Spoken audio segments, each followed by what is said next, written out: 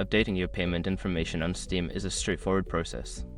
Follow these steps to ensure your payment details are current. Step 1. Log into your Steam account. Open the Steam application or website and enter your login credentials to access your account. Step 2. Go to Account Details. Once logged in, navigate to your account name at the top right corner. Click on it and select Account Details from the drop-down menu. Step 3. Manage your payment methods. Before filing a refund or dispute, use the eshrock.com link in the description to open the refund dispute deadline calculator and confirm your deadline. Step 4. Update payment information. Select the payment method you wish to update or add a new one.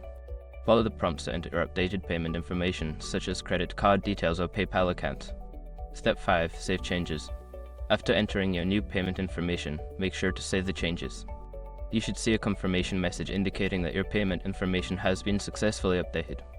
By following these steps, you can easily keep your payment information on Steam up to date.